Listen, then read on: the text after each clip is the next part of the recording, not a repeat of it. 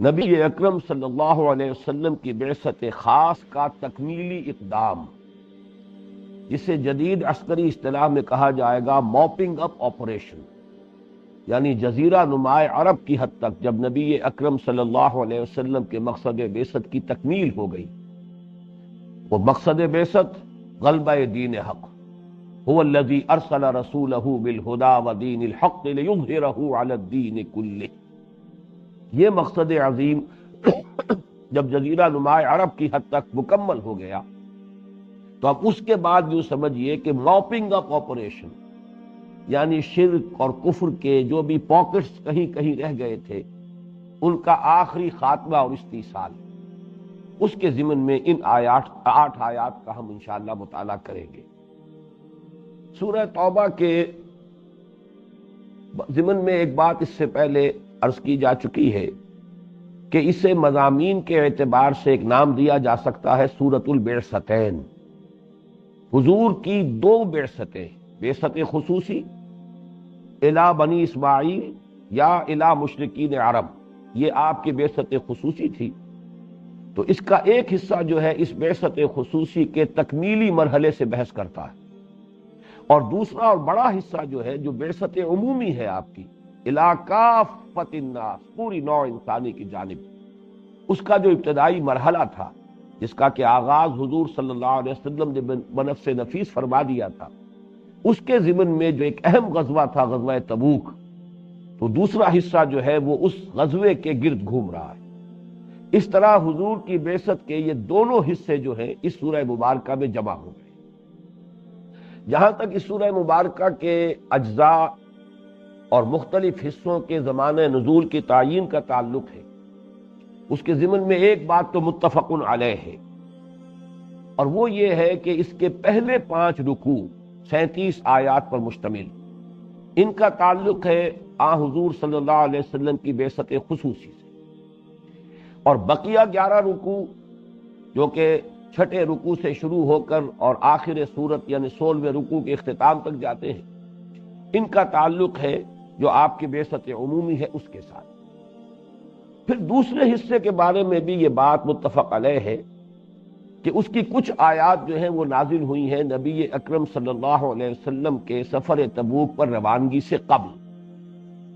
اس میں اہل ایمان کے لیے جہاد اور قتال کے لیے ترغیب ہے، تشویق ہے، بلکہ اس سے بھی کہیں بڑھ کر جو لوگ جان بچانا چاہتے تھے، جو لوگ جھوٹے بہانے بنا رہے تھے، جن کا نفاق جو ہے ظاہر ہو رہا تھا، ان پر زجر اور ملامت کا معاملہ ہے کہ جو ان رکوعوں میں ہے۔ یہ جو پہلا حصہ ہے اس کا، یہ چھٹے رکوع سے شروع ہو کر اور 9ویں رکوع کے آخر تک ہے۔ اس کے بعد کے جو حصے ہیں وہ ایک تو اثناء سفر میں نازل ہوئے، اور اثناء سفر کو بھی آپ 3 حصوں میں تقسیم کر سکتے ہیں۔ غزوہ تبوک کی طرف جاتے ہوئے جو عرصہ گزرا، پھر کوئی 20 دن کا قیام کے جو تبوک میں رہا حضور کا، پھر وہاں سے واپسی پر، تو یہ زمانہ وہ ہے، یوں سمجھیے کہ چونکہ آپ روانہ ہوئے تھے رجب کے مہینے میں سن 9 میں، اور واپسی ہوئی ہے رمضان کے مہینے میں اسی سال میں، تو یہ تقریباً 2.5 مہینے کا عرصہ ہے۔ اس 2.5 مہینے کے عرصے کے دوران رجب اور شعبان اور رمضان کے دوران یہ آیات جو نازل ہوئی ہیں، یہ ہے در حقیقت کہ جو اس سورہ مبارکہ کے 11 رکوعوں میں پھیلی ہوئی ہیں، جن میں سے تعین کے ساتھ ہم صرف یہ کہہ سکتے ہیں کہ چھٹے رکوع سے 9ویں رکوع تک یہ تو وہ ہے کہ جو آپ کی روانگی سے قبل آیات نازل ہوئی۔ باقی جو ہے تعین کے ساتھ ہم نہیں کہہ سکتے کہ وہ کون سی آیات ہیں کہ جو جاتے ہوئے نازل ہوئیں، وہ کون سی آیات ہیں کہ جو عین قیام تبوک کے دوران میں نازل ہوئیں، اور وہ کون سی آیات ہیں کہ جو واپسی کے بعد نازل ہوئیں۔ یہ تو حصہ جو ہے اس سورہ مبارکہ کے مضامین کے تجزیے کے بارے میں، جیسا کہ میں نے عرض کیا، یہ معاملہ تو ہے متفق علیہ۔ لیکن یہ کہ جو پہلے 5 رکوع ہیں ان کی تقسیم کے ضمن میں اور ان کے زمانہ نزول کے تعین کے ضمن میں بڑی دقت پیش آئی ہے مفسرین کو، اور اس میں ایک پیچیدگی ایسی ہے کہ اگر وہ حل نہ ہو تو بہت سے مغالطے جو ہے پیدا ہو سکتے ہیں۔ اس کے ضمن میں عرض کر رہا ہوں کہ جن لوگوں نے ان 5 رکوعوں کو یہ سمجھا ہے کہ بیک وقت نازل ہو، ان میں سے اس وقت جو ہمارے ہاں معروف مفسرین ہیں، مولانا مودودی کی تفہیم القرآن بہت معروف ہے، بہت پاپولر ہے، پھر یہ کہ ہمارے حلقے میں بہرحال مولانا امیر حسن اصلاحی صاحب کی تفسیر تدبر قرآن ہے، وہ بھی عام مطالعے میں ہے۔ ان دونوں حضرات کا اس پر تو اتفاق ہے کہ وہ ان پانچوں رکوعوں کو یہ سمجھ رہے ہیں کہ یہ بیک وقت نازل ہوئی، لیکن یہ کہ اب ان کے زمانہ نزول کے تعین میں بہت شدید اختلاف ہے۔ مولانا مودودی مرحوم کے نزدیک یہ پانچوں رکوع نازل ہوئے ہیں سن 9 میں، جبکہ حضور واپس تشریف لا چکے تھے غزوہ تبوک سے۔ اس کے بعد شوال اور ذی قعدہ کے جو مہینے ہیں سن 9 میں، یعنی حج سے پہلے پہلے یہ زمانہ نزول ہے ان پانچوں رکوعوں کا۔ لیکن اس میں پھر جو اشکال پیدا ہو جاتا ہے وہ یہ ہے کہ جو ہم نے اس سے پہلے 10ویں سبق میں جو یا 11ویں سبق میں ہم نے جو فتح مکہ کے ضمن میں، غزوہ فتح مکہ کے ضمن میں اسی سورہ مبارکہ کے دوسرے اور تیسرے رکوع کا مطالعہ کیا ہے، اس میں جو ترغیب و تشویق ہے، فقاتلوا ائمۃ الکفر، جنگ کرو ان کفر کے اماموں سے، جن کے بارے میں کہ اجماع ہے تقریباً کہ یہ یہاں مراد جو ہے وہ مشرکین مکہ ہیں، اس لیے کہ قریش ہی در حقیقت جزیرہ نماء عرب کے، اگرچہ وہاں کوئی باقاعدہ اور باضابطہ اور رسمی حکومت تو قائم نہیں تھی، لیکن بہرحال حکمرانوں کی حیثیت اگر کسی کو حاصل تھی، اماموں کی حیثیت کسی کو حاصل تھی تو وہ صرف قریش تھے۔ تو اس پر تقریباً اجماع ہے جملہ مفسرین کا کہ فقاتلوا ائمۃ الکفر سے مراد قریش ہے، گویا کہ اس میں فتح مکہ کی طرف ترغیب دلائی جا رہی ہے، جیسے کہ تفصیل سے ہم دیکھ چکے ہیں کہ کچھ مسلمان جو ہچکچا رہے تھے مختلف اسباب سے کہ ہم مکے کی طرف اقدام کریں گے، حرم کی بے حرمتی ہو سکتی ہے، وہاں خوریزی ہو سکتی ہے، پھر بہرحال چونکہ ان کے اعزا بھی تھے، رشتہ دار بھی تھے، جتنے مہاجرین ہیں ان کے خاندان وہاں تھے، تو ہو سکتا ہے کہ بعض لوگوں کی وہ سوئی ہوئی جو ہے حمیت جو ہے رشتہ داروں کی محبت وہ بھی جاگ گئی ہو، جیسا کہ فی الواقع ہوا۔ حضرت حاتب ابن ابی بلتع سے اتنی بڑی حرکت سرزد ہو گئی رضی اللہ تعالی عنہ کہ انہوں نے حضور صلی اللہ علیہ وسلم کے حکم کی خلاف ورزی کرتے ہوئے قریش کو اطلاع بھی دے دی اور خط لکھ دیا۔ اتنا بڑا فعل جو ہے سرزد ہوا ہے، تو ہو سکتا ہے کہ بعض دوسرے حضرات کے ذہنوں میں بھی کچھ اس طرح کے خیالات آ رہے ہوں۔ وہ دونوں رکوع جو ہے اصل میں ترغیب پر مشتمل ہے، اور اس ہچکچاہٹ کو دور کرنے کے لیے کہ یہ حرم کے متولی ہیں، اجعلتم سقایۃ الحاج وعمارۃ المسجد الحرام، ان چیزوں کا جو ہے بہرحال ان کے دلوں میں احترام تھا، تو قریش کے خلاف اس طرح کا اقدام جو ہے اس سے ان کی طبیعتیں ہچکچا رہی تھی۔ یہ اجماع ہے کہ ان میں جو ائمۃ الکفر سے مراد قریش، لیکن مولانا مودودی نے جب معین کیا کہ یہ پانچوں رکوع جو ہے یہ نازل ہوئے سن 9 کے حج سے متصلا قبل، تو اب سوال پیدا ہوا کہ پھر ائمۃ الکفر سے مراد کون ہے؟ تو یہاں انہوں نے پھر توجیہ کی ہے کہ جس میں بالکل شاذ رائے ہے ان کی، کہ اصل میں یہاں اس جنگ کا تذکرہ ہے کہ جو حضرت ابوبکر صدیق رضی اللہ تعالیٰ عنہ کے عہد خلافت میں اہل ردہ کے خلاف، جو لوگ مرتد ہو گئے تھے، جو نئی نبوت کے قائل ہو گئے تھے، یا جن لوگوں نے زکوٰۃ سے انکار کیا تھا، ان کے خلاف جو جہاد اور قتال ہوا، یہاں گویا کہ اس کا تذکرہ ہے۔ یہ وہ بات ہے کہ جو بالکل، ایک تو یہ کہ شاذ ہے، اس کی کوئی تائید کہیں کسی مفسر سے نہیں ہوتی، دوسرے یہ کہ یہ بات معقول بھی نہیں ہے، اس لیے کہ اس جنگ کا تذکرہ یہاں پر اس کی کوئی بھی اس کا سیاق و سباق جو ہے کسی طرح جڑتا نہیں۔ دوسری رائے مولانا اصلاحی صاحب کی ہے، انہوں نے یہ تو مانا ہے کہ وہ آیات جو ہے جو بھی جن میں کہ وہ ترغیب و تشویق ہے دوسرے اور تیسرے رکوع کی جو آیات ہیں، اور ان میں جو ائمۃ الکفر کا نام آیا ہے، تذکرہ ہوا ہے، اس سے مراد قریش ہے، اور یہ در حقیقت فتح مکہ ہی کی تمہیدی آیات ہیں، لیکن اس کو اب انہوں نے ان پانچوں رکوعوں کو سن 8 ہی میں نازل شدہ مان لیا ہے۔ اور اب ان کی رائے یہ ہوئی ہے کہ یہ جو ابتدائی آیات آج ہم پڑھنے چلے ہیں، جن میں اعلان برات ہے تمام مشرکین عرب سے، اللہ اور اس کے رسول بری ہیں، اب اس کی کوئی جو ہے سن 8 میں اس کا کوئی محل معین نہیں ہوتا، چنانچہ انہوں نے رائے یہ اختیار کی ہے کہ اگرچہ نازل تو یہ سن 8 میں ہو گئی تھی، لیکن حضور نے ان کا اعلان جو ہے سن 9 کے حج کے موقع پر کرایا ہے۔ حالانکہ یہ آیات جو ہے ظاہر بات ہے ان کا مضمون جیسے کہ آج ہم مطالعہ کریں گے وہ اس قدر یعنی اہم ہے اور اتنا وہ چونکا دینے والا ہے، وہ تو اس وقت جو ہے ایک مرتبہ تو پورے جزیرہ نماء عرب میں اس سے ایک سنسنی پیدا ہوئی ہوگی۔ ہو نہیں سکتا کہ ان آیات کو اتنے عرصے تک یا تو حضور چھپا کر رکھتے، یا اگر یہ کہ اس کو لوگوں کو بتا دیا تھا تو اس کے اثرات پیدا نہ ہوتے۔ تو یہ دونوں باتیں اصل میں شاذ ہونے کے علاوہ منطق اور عقل کے بھی خلاف ہے کہ جو دونوں ان حضرات نے اختیار کی ہیں۔ میں نے الحمدللہ آج سے 15 برس قبل ایک رائے قائم کی تھی، اور وہ رائے یہ تھی کہ دوسرا اور تیسرا رکوع جن کا مطالعہ ہم کر چکے ہیں، یہ ہمارا 11واں سبق تھا اس حصہ پنجم کا، یعنی غزوہ فتح مکہ کے عنوان سے۔ میری رائے یہ تھی کہ یہ صلح حدیبیہ کے ٹوٹنے کے بعد اور فتح مکہ سے قبل نازل ہوئے، یعنی شعبان اور رمضان سن 8 ہجری میں، اور جو پہلا، چوتھا اور 5واں رکوع ہے، یہ میری رائے یہ تھی کہ سن 9 ہجری میں یہ حج سے متصلاً قبل نازل ہوئے۔ یہ بات میں نے اصل میں اس زمانے میں ہی 1978 کی بات ہے، رمضان مبارک 1398 ہجری، ریڈیو پاکستان سے ایک پروگرام جو ہے اس کے لیے بڑا اصرار ہوا کہ رمضان مبارک میں روزانہ ایک پارے کے مضامین کا خلاصہ بیان کیا جائے۔ جب ان کی طرف سے شدید اصرار ہوا، حالانکہ میں نے تو معذرت کی تھی کہ میرے لیے تقریباً یہ محال مطلق ہے، ایک پارے کے مضامین کا خلاصہ، میں ایک ایک آیت پر تو درس دے سکتا ہوں تفصیل کے ساتھ، لیکن ایک پارے کے مضامین کا خلاصہ میرے لیے تقریباً ناممکن ہے۔ لیکن جب ان کی طرف سے اصرار ہوا تو ایک بات میں نے منوا لی کہ میں قرآن مجید کی تقسیم جو پاروں میں ہے، میں اس کو بنیادی طور پر میں اس کا قائل ہی نہیں ہوں۔ یہ تو صرف تلاوت کی سہولت کے لیے، اور وہ بھی دور صحابہ میں تو ان کا تذکرہ تھا ہی نہیں 30 پاروں کا، یہ تو کہیں بعد میں یہ تقسیم ہوئی ہے، اصل تقسیم تو سورتوں میں ہے۔ تو اب اگر آپ چاہتے ہیں، مجھے اجازت دیتے ہیں اپنے پروگرام میں یہ تبدیلی کریں کہ میں تو سورتوں کے حساب سے تقریریں کروں گا، تو انہوں نے اس کی اجازت دے دی۔ تو پھر میں نے، چونکہ 15 دن میرے ذمے لگائے گئے تھے، تو میں نے نصف قرآن کے سورتوں کے مضامین کا تجزیہ جو ہے ایک ایک دن میں ایک ایک تقریر کی تھی، اور وہ اب چھپی ہوئی ہے، قرآن حکیم کی سورتوں کے مضامین کا اجمالی تجزیہ، یہ میری کتاب جو ہے اسی عنوان سے چھپی ہوئی۔ اس میں نے یہ بات تفصیل سے لکھ دی تھی کہ سورہ توبہ کے مضامین صحیح طور پر اس کے پہلے حصے کے جو 5 رکوع ہیں، پہلے سے 5ویں تک، اس کے مضامین صحیح طور پر سمجھ میں نہیں آ سکتے اگر یہ بات سامنے نہ ہو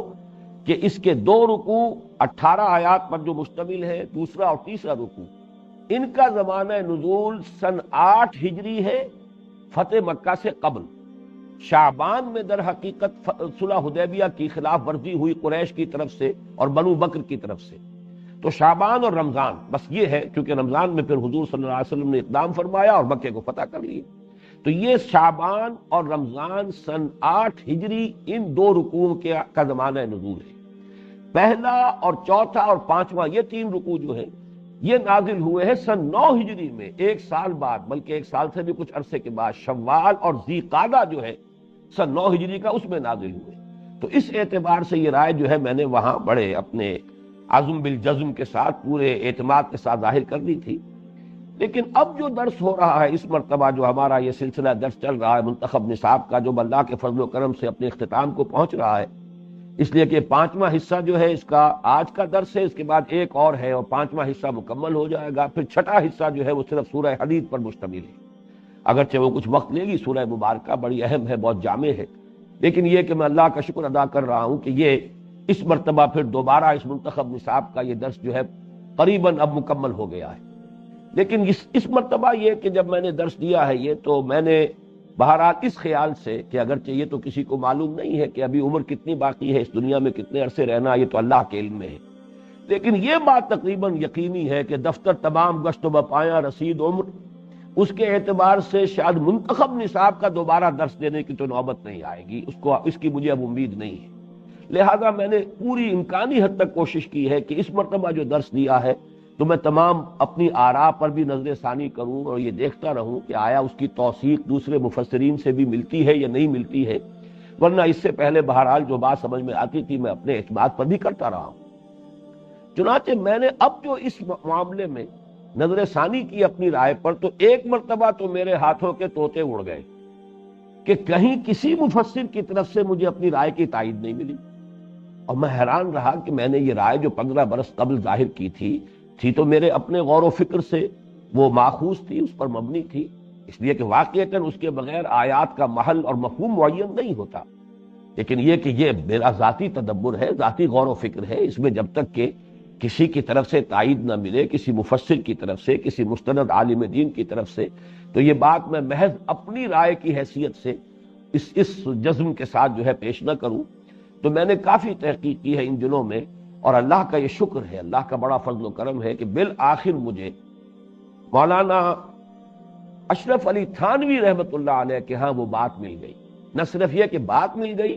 بلکہ قرآن مجید کے جو الفاظ ہیں وَلَدَيْنَا مزید رہنمائی حاصل کی۔ اسی لیے میں نے آج اس وقت جو ہے یہ پوری بات جو ہے اس قدر تفصیل کے ساتھ اس کا پس منظر آپ کے سامنے بیان کیا تاکہ یہ چیزیں ریکارڈ ہو جائیں، اس لیے کہ اس میں میری رائے میں نہ صرف یہ کہ بنیادی طور پر اس کی توثیق ہو گئی ہے بلکہ اس میں تائید مزید ملی ہے، اور ایک اضافی بات بھی مولانا اشرف علی تھانوی رحمۃ اللہ علیہ کی رائے کی صورت میں میرے سامنے آئی۔ اس تمہید کے بعد میں آج اول تو جو میں نے تقریر کی تھی اس سورہ مبارکہ کے بارے میں اس کا کچھ اقتباس آپ کو پڑھ کر سنا رہا ہوں، اس لیے کہ یہ جو سورۃ البعثتین میں نے اسے قرار دیا ہے، اس کے ضمن میں کچھ اگرچہ میں نے پہلے بھی بیان کیا ہے، اب بھی میں کچھ بیان کر سکتا ہوں، لیکن میں نے محسوس کیا جب آج میں پڑھ رہا تھا اور میں نظر ثانی کر رہا تھا، غور و فکر کر رہا تھا، تو یہ جب میں نے عبارت پڑھی تو مجھے محسوس ہوا کہ اگر یہی میں پڑھ کر آپ کو سنا دوں تو شاید یہ زیادہ مفید ہوگی۔ سورہ توبہ کا دوسرا مشہور نام سورہ برات ہے،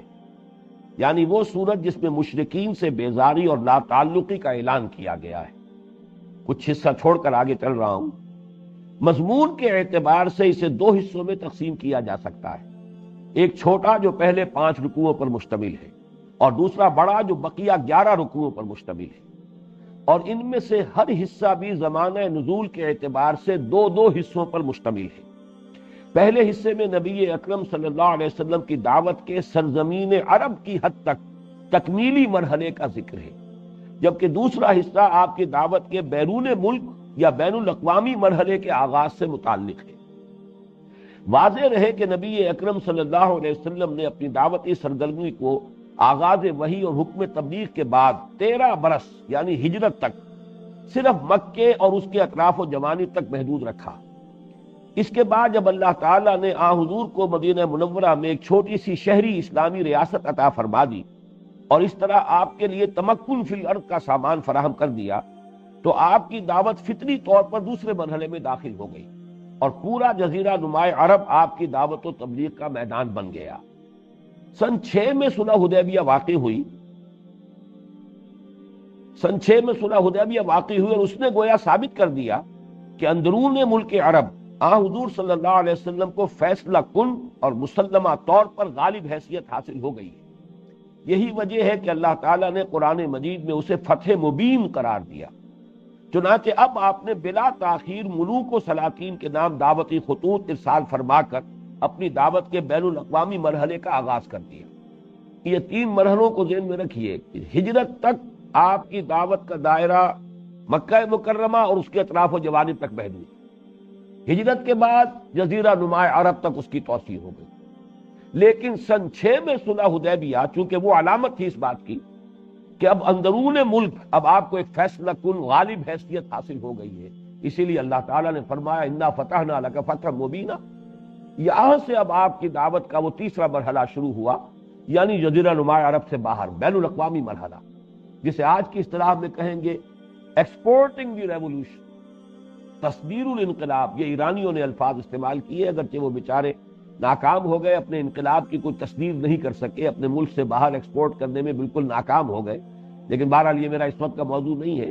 لیکن یہ اصطلاح انہوں نے وضع کی ہے، تصدیر الانقلاب، انقلاب کو اب ایکسپورٹ کرنا، اور یہی انقلاب کا خاصہ ایک ملک میں اس کی تکمیل ہوتی ہے، پھر وہ وہاں سے آگے اس کی توسیع ہوتی ہے۔ بہرحال چنانچہ اب آپ نے بلا تاخیر ملوک و سلاطین کے نام دعوتی خطوط ارسال فرما کر اپنی دعوت کے بین الاقوامی مرحلے کا آغاز فرما دیا،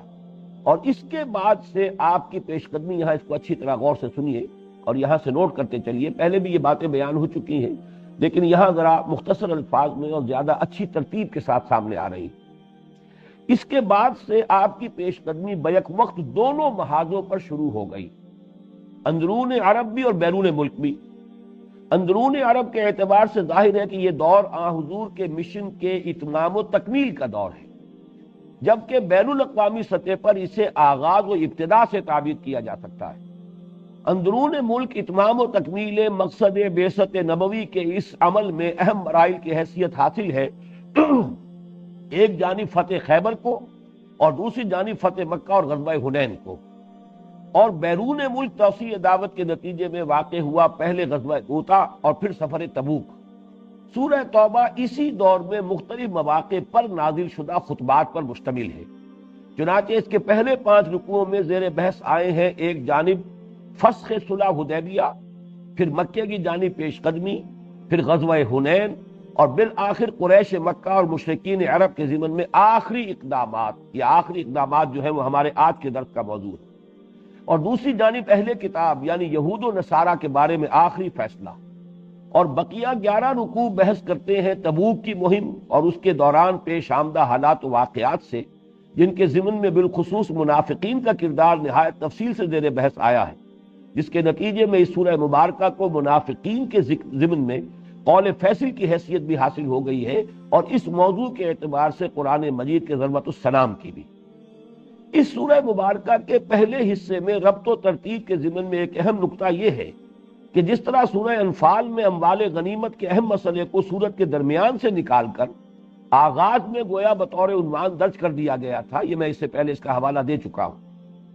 اسی طرح اس سورہ مبارکہ میں بھی مشرکین عرب سے اظہار بیزاری اور اعلان جنگ کو اس کی اہمیت کے پیش نظر درمیان سے نکال کر سورت کے عنوان کی حیثیت سے ابتدا میں درج کر دیا گیا ہے. یعنی یہ اس سوال کا جواب ہے کہ اگر پہلا، چوتھا اور پانچواں رکوع یہ ایک زمانے میں نازل ہوئے اور دوسرا اور تیسرا رکوع ایک زمانے میں نازل ہوئے تو یہ ترتیب کیوں بدلی گئی؟ پہلا رکوع جو ہے اس کو کیوں شروع میں لے آیا گیا، ورنہ دوسرا اور تیسرا رکوع جو ہے وہ پہلے آ جاتے، اس کے بعد پہلا اور چوتھا اور پانچویں رکوع کی آیات اس کے بعد آ جاتی. اس کا حل یہ ہے کہ قرآن مجید کا یہ عام اسلوب ہے کہ کسی سورت کا جو اہم ترین مضمون ہو، جو چونکانے والا ہو، اسے اس سورت کے درمیان میں سے نکال کر شروع میں لے آیا جاتا ہے. چنانچہ خود اس سورہ مبارکہ سے متصل قبل جو ہے وہ سورہ انفال ہے، اور سورہ انفال میں آپ دیکھتے ہیں کہ وہ جو مال غنیمت کا حکم ہے جو درمیان میں آ رہا ہے، اس کے بارے میں ایک بات جو ہے شروع میں سورت کو جو شروع کیا گیا تو اس سے کیا گیا. یسألونک عن الانفال قل الانفال للہ والرسول. اب یہ معاملہ جو ہے حالانکہ اس کے بعد اس بحث کی ہی نہیں گی، بحث ہوئی ہے پھر آگے جا کر،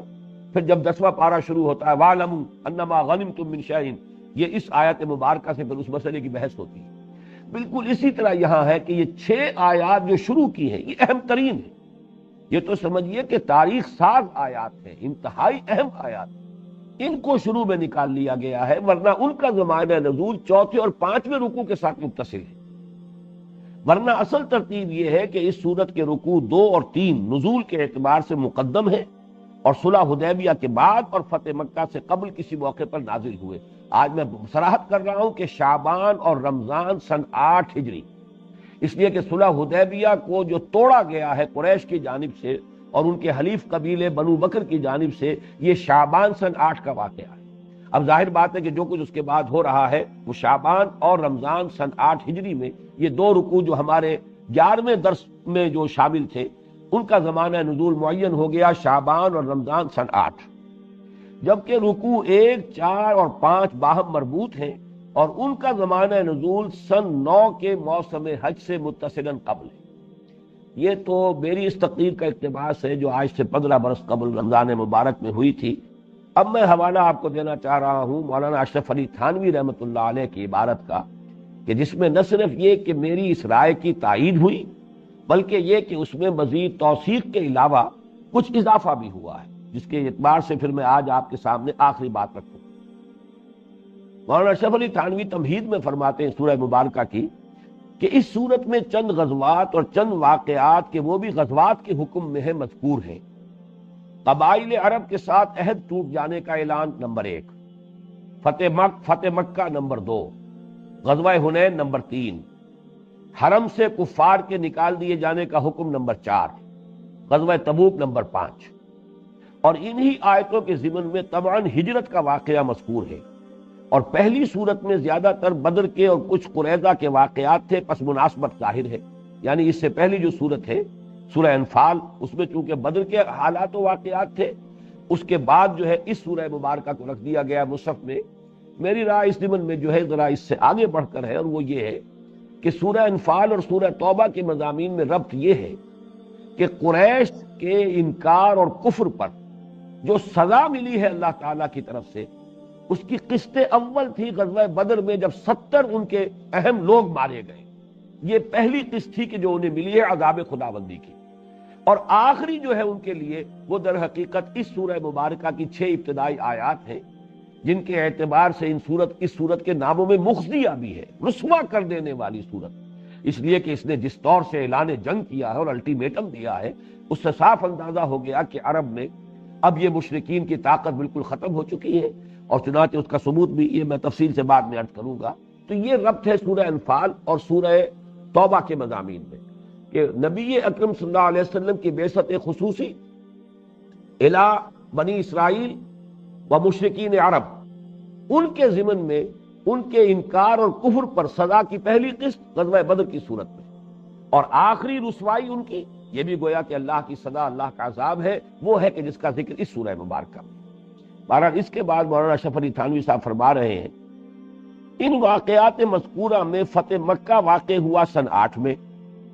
پھر غزوہ حنین سن 8 میں، پھر غزوہ تبوک سن 9 میں، پھر معاہدہ توڑنے کا اور کفار کے حرم سے نکال دینے کا اعلان ذوالحجہ سن 9 میں،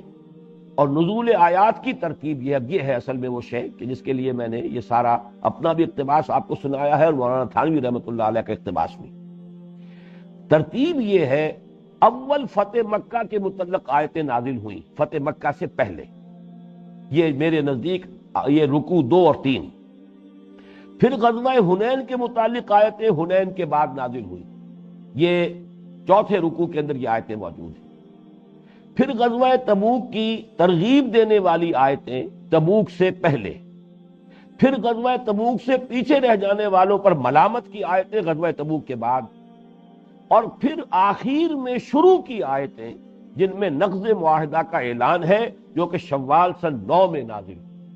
یہ ہے رائے کہ جو مولانا اشرف علی تھانوی صاحب کی ہے، اور یہ میری رائے کے ساتھ کامل مطابقت رکھتی ہے۔ اس کے حوالے سے جیسا کہ میں نے عرض کیا، میں جو آخری رائے عرض کر رہا ہوں اس صورت کے مختلف اجزاء کے زمانہ نزول کی، سب سے پہلے دوسرے اور تیسرے رکوع کی 18 آیات یہ شعبان اور رمضان سن 8 میں نازل ہوئی۔ ان کا مطالعہ ہم تفصیل سے کر چکے ہیں، یہ ہمارا 10واں درس تھا اس 5ویں حصے کا اس منتخب نصاب کے۔ پھر رکوع 6 سے 9 تک کی 35 آیات نازل ہوئی، یہ رجب سن 9 میں تبوک کے لیے روانگی سے قبل نازل ہوئی۔ پھر 10ویں رکوع سے لے کر 16ویں رکوع تک 57 آیات نازل ہوئی، یہ شعبان اور رمضان سن 9 میں نازل ہوئی، اس لیے کہ حضور شعبان میں رجب میں تشریف لے گئے ہیں اور واپس آئے ہیں رمضان مبارک میں، تو یہ مہینے ہیں کہ جن میں یہ بقیہ 11 رکوع نازل ہوئے۔ پھر چوتھے اور 5ویں رکوع کی آیات نازل ہوئی ہیں، جو 13 آیات ہیں، یہ شوال 9 میں ہوئی ہیں، اور آخر میں وہ 6 آیتیں نازل ہوئی ہیں جن کا کہ آج ہم مطالعہ کرنے والے ہیں، اور یہ ہے کہ جو سب سے آخر میں نازل ہوئی ہیں اس سورہ مبارکہ کے شروع میں ہے شامل ترتیب کے اعتبار سے، لیکن نزول کے اعتبار سے یہ آخری ہے۔ یہ ذی قعدہ سن 9 میں نازل ہوئی ہے، جبکہ حج کا قافلہ حضور روانہ فرما چکے تھے۔ یہ بھی نوٹ کر لیجئے، یہ اہم نکتہ ہے۔ رمضان سن 8 میں مکہ فتح ہو گیا، اب ظاہر بات ہے کہ حج جو آیا ہے سن 8 کا اس کے بعد آیا ہے، لیکن حضور نے حج نہیں فرمایا۔ آپ غزوہ حنین اور غزوہ طائف سے فارغ ہو کر واپس آئے، مکے سے گزرے ہیں، عمرہ کیا ہے دوبارہ، لیکن پھر آپ چلے گئے ہیں سن 8 میں آپ نے حج نہیں کیا۔ پھر سن 9 آیا، سن 9 کے لیے بھی حضور تشریف نہیں لے گئے۔ 300 مسلمانوں کا قافلہ ہے کہ جو روانہ فرمایا حضور نے، اور حضرت ابوبکر صدیق رضی اللہ تعالی عنہ کو ان کا جو ہے امیر حج مقرر کیا ہے۔ یہ قافلہ روانہ ہو چکا ہے، اب یہ قافلہ یا تو ذی قعدہ میں روانہ ہوا یا شوال میں روانہ ہوا۔ اس قافلے کے روانہ ہو جانے کے بعد سورہ توبہ کے پہلے رکوع کی 6 آیات نازل ہوئی، یہ ہے آخری الٹیمیٹم اہل عرب کے لیے، مشرکین عرب کے لیے۔ چنانچہ اب حضرت علی کو بھیجا ہے اضافی طور پر کہ اب تم جاؤ اور جا کر میری جانب سے ذاتی طور پر ان آیات کا حج میں اعلان کر دو، حج کے اجتماع میں، اس لیے کہ ظاہر بات ہے کہ کونے کونے سے تمام عرب کے لوگ آئے ہوئے ہوں گے، تو ان آیات کا اعلان جو ہے اس طور سے ہو جائے کہ تمام علاقوں تک یہ بات پہنچ جائے کہ اب اللہ اور اس کے رسول کی طرف سے اعلان جنگ ہے۔ وہ مہلت جتنی دی گئی اس کا ذکر ہم بعد میں کریں گے۔ اس میں یہ واقعہ بھی دلچسپ ہے کہ جب حضرت علی بعد میں روانہ ہوئے ان 6 آیات کو لے کر، تو جب پہنچے ہیں، ابھی درمیانی میں تھے حضرت ابوبکر صدیق اور قافلہ حج جو ہے، تو وہاں جب پہنچے حضرت ابوبکر کو اطلاع ہوئی کہ علی آئے ہیں رضی اللہ تعالی عنہما، تو جیسے ہی حضرت علی ملاقات کے لیے پہنچے ہیں، پہلا سوال کیا ہے حضرت ابوبکر رضی اللہ تعالی عنہ نے، امیر او مامور، یہ بتائیے آپ امیر ہو کر آئے ہیں یا مامور ہو کر آئے؟ یعنی کیا یہ شکل ہے کہ مجھے معزول کر کے حضور نے آپ کو امیر بنا دیا ہو تو سنبھالیے اپنی ذمہ داری؟ پھر مجھے معلوم ہونا چاہیے کہ میں اب امیر نہیں ہوں، مامور ہوں، میں اپنی حیثیت کو سمجھ لوں اور پہچان لوں، اس کے مطابق عمل کروں اور رویہ اختیار کروں۔ یا اگر یہ کہ میری ہی عمارت ہے اور آپ مامور ہیں تو بھی مجھے معلوم ہو جانا چاہیے۔ تو حضرت علی نے جواباً ارشاد کیا، ارشاد فرمایا مامور، میں امیر ہو کر نہیں آیا ہوں بلکہ مامور ہوں۔ چنانچہ یہ حج اس طور سے ہوا ہے کہ سارے مناسک کے حج حضرت ابو بکر رضی اللہ تعالی عنہ نے ہی انہی کی عمارت میں ادا ہوئے ہیں اور انہوں نے ہی سربراہی کی ہے حج کی۔ لیکن یہ کہ جب ان آیات کے پڑھ کر اعلان کر دینے کا مرحلہ آیا تو حضرت علی کھڑے ہوئے، اور یہ اصل میں عرب کے رواج کے مطابق تھا کہ وہ لوگ جب بھی کسی شخص کی طرف سے، بڑی شخصیت کی طرف سے کسی معاہدے کے فسخ کرنے کا اعلان ہوتا تھا تو یہ اس کی طرف سے یا تو وہ خود اس کا اعلان کر سکتا تھا یا اس کا کوئی قریبی عزیز۔ حضرت علی رضی اللہ تعالیٰ عنہ حضور کے چچا زاد بھائی ہیں، بنی ہاشم میں سے ہیں، حضور کے داماد بھی ہیں، اس حوالے سے یہ حیثیت حضرت علی ہی کی ہو سکتی تھی کہ یہ اعلان جو ہے اتنا اہم جو ہے وہ ان کی زبان سے ادا ہوتا۔ یہ وجہ ہے، کچھ تو اس وجہ سے کہ آیات نازل بعد میں ہوئی ہیں لہذا کسی نہ کسی کو اور کو بھیجا جانا تھا، اور کچھ اس وجہ سے کہ حضرت علی رضی اللہ تعالیٰ عنہ کی جو قرابت داری تھی حضور کے ساتھ صلی اللہ علیہ وسلم، اس کی بنا پر ان آیات کا اس موسم حج میں، ایام حج میں، حج کے اجتماع میں اعلان آپ ہی کے ذریعے سے ہونا چاہیے تھا۔ آج کے ہمارے سبق کی یہ تمہید ذرا زیادہ ہو گئی ہے، لمبی، لیکن اب آئیے جتنا وقت بھی ہے اس میں کم سے کم ہم پہلی 2 آیات کا مطالعہ کر لیں۔ براۃ من اللہ ورسولہ الی الذین عاہدتم من المشرکین، ذرا انداز دیکھیے سورہ مبارکہ کا، کس قدر چونکا دینے والا اور کتنا الٹیمیٹم دینے کا انداز ہے۔ اعلان برات ہے اللہ اور اس کے رسول کی جانب سے ان سب لوگوں کے لیے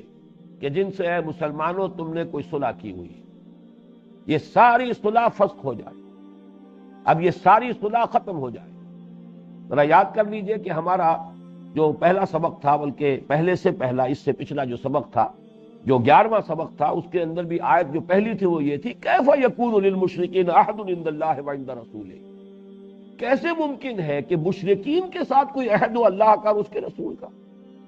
یعنی کوئی دائمی عہد اللہ کا اور اس کے رسول کا مشرکین کے ساتھ نہیں ہو سکتا۔ عہد اگر ہوا ہے، معاہدہ ہوا ہے، یہ وقتی اسٹریٹجی کے تحت ہوئے ہیں، وقتی تدبیروں کے تحت ہوئے ہیں، کوئی مستقل معاہدہ۔ اسی لیے یہ اصول جان لیجئے جس کو علامہ اقبال نے بہت خوبصورتی سے جو ہے جس کی تعبیر کی ہے کہ باطل دوئی پسند ہے حق لا شریک ہے، شرکت میں آنا ہے حق و باطل نہ کر قبول۔ باطل جو ہے وہ تو کوئی ایگزسٹنس چاہے گا حق کے ساتھ، اس لیے کہ باطل کا اپنا وجود ہی کوئی نہیں، اسے سہارا چاہیے، سہارے کے بغیر کھڑا ہو ہی نہیں سکتا۔ لیکن حق کو باطل کے ساتھ کوئی شراکت، کوئی ایگزسٹنس، جس کو آج کل کہا جاتا ہے پیسفل کو ایگزسٹنس، پرامن بقائے باہمی، پرامن بقائے باہمی حق اور باطل کے مابین محال ہے، ناقابل قیاس ہے۔ اگر حق جو ہے باطل کے ساتھ پرامن بقائے باہمی کو دائمی طور پر اختیار کر لے تو گویا کہ وہ حق نہیں ہے، اس کا دعویٰ حق ہونے کا گویا کہ وہ زائل ہو گیا، وہ اپنے اس دعوے سے گویا کہ خود ہی مستعفی ہو رہا ہے۔ اس حوالے سے یہ بات جان لیجئے کہ جو عہد ہوئے ہیں، جو معاہدے ہوئے ہیں، یہ وقتی تدبیروں کے تحت ہوئے۔ کیف یکون للمشرکین عہد عند اللہ وعند رسولہ الا الذین عاہدتم، سوائے ان کے جن سے مسلمانوں تم کو معاہدے کرتے رہے ہو، ٹھیک ہے، نوٹ کیجئے حالانکہ اللہ کے رسول نے معاہدے کیے، لیکن یہاں جب ان معاہدوں کے فسق کا اعلان ہو رہا ہے تو کیف یکون للمشرکین عہد عند اللہ ورسولہ الا الذین عاہدتم، یہاں پہ جمع کا صیغہ، کیسے کوئی معاہدہ ہو سکتا ہے مشرکین کا اللہ کے ساتھ اور اس کے رسول کے ساتھ سوائے ان کے کہ جن کے ساتھ تم نے ہے مسلمانوں معاہدہ کر لیا۔ یہ گویا کہ تعبیر کا انداز ہے، اگرچہ معاہدہ حضور نے کیا ہے صلی اللہ علیہ وسلم، لیکن یہ معاہدے دائمی نہیں ہے، ہمیشہ کے لیے نہیں ہے، یہ وقتی ضرورت ہے، وقتی حکمت ہے، وقتی مصلحت ہے، اس کے ساتھ معاہدے ہوئے۔ تو یہاں اس آیت کو نوٹ کر لیجئے، برات من اللہ ورسولہ، اعلان برات ہے، اعلان لا تعلقی ہے، ذمہ داری کے خاتمے کا اعلان ہے، من اللہ ورسولہ، اللہ کی جانب سے بھی، اس کے رسول کی جانب سے بھی۔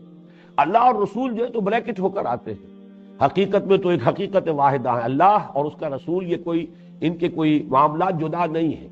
اس لیے کہ اللہ کی بات ہی رسول نے پہنچائی ہے اور رسول وہی بات پہنچاتے ہیں جو اللہ کی طرف سے انہیں ملی ہے۔ وما ينطق عن الهوى ان هو الا وحی یوحى الی الذین عاہدتم من المشرکین ان تمام لوگوں سے اعلان برات ہے جن سے اے مسلمانوں تم نے معاہدے کیے ہیں مشرکین میں سے. فسیحوا فی الارض اربعۃ اشہر. تو اب تم لوگ، اب یہاں خطاب ہو گیا ان لوگوں سے کہ جن سے وہ معاہدے تھے، جو معاہدے اب فسخ کیے جا رہے ہیں، ان کا اعلان کیا جا رہا ہے، لیکن اس میں ایک مہلت دی جا رہی ہے، ایک حکمت ہے اس میں. یہ بعد میں اصل میں چونکہ اب وقت ختم ہو رہا ہے تو اگلی نشست میں تفصیل سے آئے گا کہ 3 کیٹیگریز میں تقسیم کیا گیا ہے مشرکین کو. ان میں سے ایک کیٹیگری وہ تھی کہ جن کے ساتھ کوئی معاہدہ تھا لیکن غیر میعادی تھا، اس میں کوئی وقت معین نہیں تھا. وہ لوگ کہ جن سے غیر میعادی معاہدے تھے، اور پھر یہ کہ ان کی طرف سے کوئی خلاف ورزی بھی نہیں ہوئی، وہ اپنے ان عہد کی پابندی کر رہے ہیں. تو اس کے لیے پھر منطق کا بھی تقاضا تھا، عقل عام کا بھی تقاضا تھا، اخلاقی تقاضا بھی تھا کہ اگر آپ ان معاہدوں کو فسخ کر رہے ہیں تو کچھ نہ کچھ مہلت انہیں دیجیے. یہ نہیں کہ آج اس کا اعلان ہو اور کل آپ چڑھائی کر دیں اور ان کے خلاف اقدام کر دیں. تو یہ عقل عام کے بھی خلاف ہے اور اخلاق کے بھی خلاف ہے. بات معقول یہی ہوگی کہ انہیں مہلت دیجیے. لہذا اس آیت میں اب نوٹ کیجیے، آیت نمبر 2 میں فسیحوا فی الارض اربعۃ اشہر. تو اب گھومو پھرو اس زمین میں، جزیرہ نما عرب میں. یہ الارض سے مراد ہے وہ جو عرض کے جس کو کہتے ہیں معہود ذہنی. یہ ذہن کے اندر ہے کہ اس سے مراد جو ہے کل دنیا نہیں ہے، بلکہ وہ جزیرہ نما عرب، اس لیے کہ حضور صلی اللہ علیہ وسلم کی بعثت خصوصی جزیرہ نما عرب کی طرف ہے، اہل عرب کی طرف ہے، مشرکین عرب کی طرف، اور بالخصوص بنی اسماعیل کی طرف. فسیحوا فی الارض. تو اب اس سرزمین عرب میں تم گھوم لو پھر لو، جو بھی تمہیں کرنا ہے مہلت ہے. اربعۃ اشہر، 4 مہینے کی مہلت دی جا رہی ہے. وَاعْلَمُوا، اور جان لو، انکم غیر معجز اللہ، تم اللہ کو عاجز نہیں کر سکو گے، اللہ کو تھکا نہیں سکو گے، اللہ کو ہرا نہیں سکو گے. یہ معجزی اعجاز کہتے ہیں کسی کو ہرا دینا. اسی لیے معجزہ وہ شے کہلاتی ہے کہ جس سے مخالف جو ہے غم بخود ہو کر رہ جائے، انہیں ماننا پڑ جائے کہ یہ شے جو ہے یہ انسان کی طاقت سے باہر کی کوئی شے ہے. اسی لیے اس کو معجزہ کہا جاتا ہے. تو انکم غیر معجز اللہ، تم اللہ کو عاجز نہیں کر سکو گے، اللہ کو تھکا نہیں سکو گے، اللہ کو ہرا نہیں سکو گے. وَأَنَّ اللَّهَ مُخْزِي الْكَافِرِينَ، اور کان کھول کر سن لو، اللہ تعالیٰ کافروں کو رسوا کر کے رہے. جہاں بھی زیادہ شد و بد کے ساتھ بات کہی جاتی ہے تو وہاں پر بجائے فعل کے اسم فاعل آتا ہے. ان اللہ مخزی الکافرین، اللہ تعالیٰ لازماً لا محالہ کافروں کو رسوا کر کے رہے. اسی کے حوالے سے اس سورت کا ایک نام جو ہے مخزیہ بھی ہے، رسوا کرنے والی سورت. اس لیے کہ اس سے بڑی رسوائی اور کیا ہوگی کہ اتنا بڑا اعلان جنگ آیا ہے اور اس قدر اتنے معقول انداز میں آیا ہے. 4 مہینے کی مہلت بھی دی گئی ہے. جو بھی اہل کفر ہیں جتنی تیاری کر سکتے ہو 4 مہینوں میں کر لیں. پھر بھی واقعہ یہی ہے کہ کوئی مقابلے میں نہیں آیا. تو اب اس سے بڑی جو ہے ان کے لیے رسوا کل بات اور کون سی ہوگی. یہاں پہ اس آیت کے ساتھ ہی یہ گویا کہ الٹیمیٹم کے ساتھ ہی یہ بات کہی جا رہی ہے، جان لو تم اللہ کو ہرا نہیں سکو گے. اور یہ کہ اللہ تعالیٰ تو بہر صورت اب کافروں کو رسوا کر کے رہے. اس لیے کہ یہ اصل میں سنت ہے، اس کو میں اب اگلی نشست میں تفصیل سے بیان کروں گا. اللہ تعالیٰ کی سنت جو رہی ہے رسولوں کے باب میں وہ یہی ہے. جس قوم کی طرف رسول بھیجا گیا اس قوم نے اگر رسول کی دعوت کا انکار کر دیا، اگر تو بحیثیت مجموعی انکار کیا تو پوری قوم ہلاک کر دی. جو معاملہ ہوا ہے قوم نوح کے ساتھ، قوم ہود کے ساتھ، قوم صالح کے ساتھ، قوم شعیب کے ساتھ، قوم لوط کے ساتھ، آل فرعون کے ساتھ، اگر بحیثیت مجموعی اس قوم نے اپنے رسول کی دعوت کو رد کر دیا تو ہلاک کر دی گئی. اور ہلاکت بھی ایسی، عذاب استیصال، جڑ سے اکھیڑ دیا گیا، ختم کر دیا گیا. کَأَن لَّمْ یَغْنَوْا فِیہا، ایسے کر دیے گئے جیسے کبھی یہاں آباد تھے ہی نہیں. لا یرا الا مساکنہم، اب ان کے مسکن نظر آ رہے ہیں، اس کے سوا کچھ نہیں. لیکن چونکہ حضور کے معاملے میں ایسی بات نہیں ہوئی، قریش مکہ نے اگرچہ ہجرت تک بحیثیت مجموعی کہا جا سکتا ہے، بحیثیت مجموعی تو نہیں لیکن بحیثیت اکثر انہوں نے حضور کی بات نہیں مانی. لیکن بہرحال یہ مکے ہی نے کہیے کہ اپنے جگر گوشے نکال کر دیے حضور صلی اللہ علیہ وسلم کے اعوان و انصار کی حیثیت سے. یہ تمام مہاجرین کون تھے؟ انہی قریش میں سے تھے. ایک معتدب تعداد میں وہ مسلمان جو ہیں مکے میں ایمان لائے ہیں. اس لیے اس قسم کا عذاب جو ہے کہ ان کو ہلاک کر دیا جائے، اور جس طرح سے کہ پچھلی قومیں جو ہے بالکل ان کا نام و نشان مٹا دیا گیا، اس قسم کا عذاب تو یہاں نہیں آ سکتا تھا. البتہ جو لوگ کفر پر اڑے رہے ان کی پہلی قسط عذاب کی آئی ہے غزوہ بدر میں، اور آخری قسط یہ ہے رسوائی والا عذاب. اگر وہ مقابلے کی کوشش کرتے تو سب کے سب قتل کر دیے جاتے، لیکن چونکہ انہوں نے مقابلے میں آنے کی جرت نہیں کی لہذا رسوائی ہو گئی. وہ لفظ ہے کہ جس پر یہ دوسری آیت ختم ہو رہی ہے، وَأَنَّ اللَّهَ مُخْزِي الْكَافِرِينَ، جان لو اللہ تعالیٰ کافروں کو رسوا کر کے رہے۔ بارک اللہ لی ولکم فی القرآن العظیم ونفعنی وإیاکم بالآیات والذکر الحکیم۔